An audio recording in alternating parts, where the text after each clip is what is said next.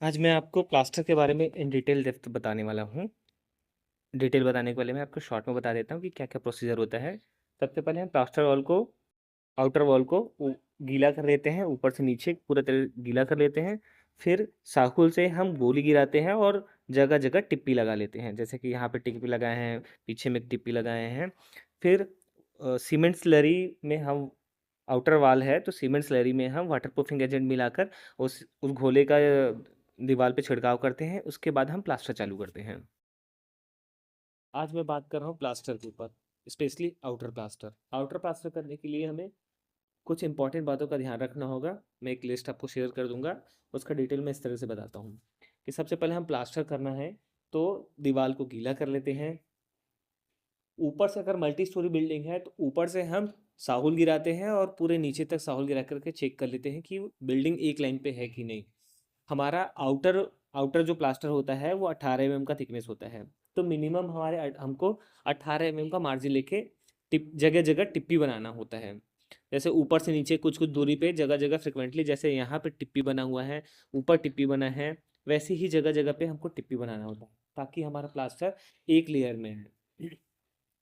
Plaster हम inner plaster 12 mm का use करते हैं, आउटर में 18 mm का। लेकिन IS कोड के हिसाब से हम 15 से 20 mm तक का प्लास्टर कर सकते हैं, जो कि 2 लेयर में रहेगा। पहला लेयर रहेगा 10 से 12 mm का और दूसरा लेयर रहेगा 3 से 8 mm का रहता है।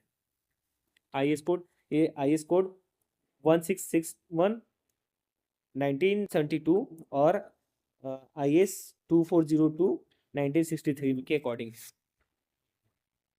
जहाँ जहाँ बीम कॉलम्स आते हैं वहाँ पे हमें ग्रुप कट कर देना चाहिए ताकि बाद में सर्विस करने के लिए हमें ईजी होती है। और हमें सेफ्टी का भी हमें खास ध्यान रखना होता है। जो स्कैफ वेल्डिंग होती है ना, वो प्रॉपर स्टेजिंग स्टेजिंग की होनी चाहिए। और जितने भी ऊपर में काम करना, चाहे मेसन्स हो चाहे कूली हो, सभी को हम सेफ्टी बिल्ड का यूज़ करते हैं। ये जो ये जो प्लास्टर होता है उसका मैं आपको कॉन्ट्रैक्टर भी बताता हूँ। जो कॉन्ट्रैक्टर को हम ठेके में दे के करवाते हैं, वो करीब 22 से 25 रुपये पर स्क्वायर फीट के हिसाब से रहता है आउटर प्लास्टर।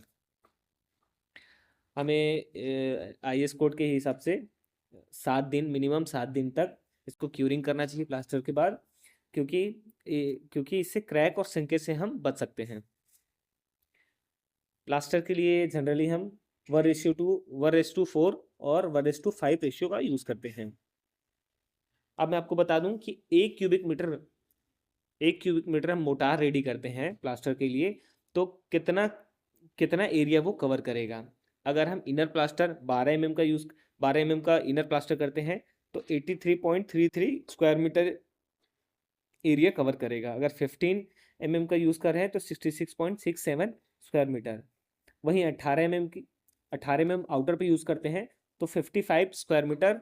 और 20 mm का प्लास्टर करते हैं तो 50 स्क्वायर मीटर एरिया वो कवर करेगा।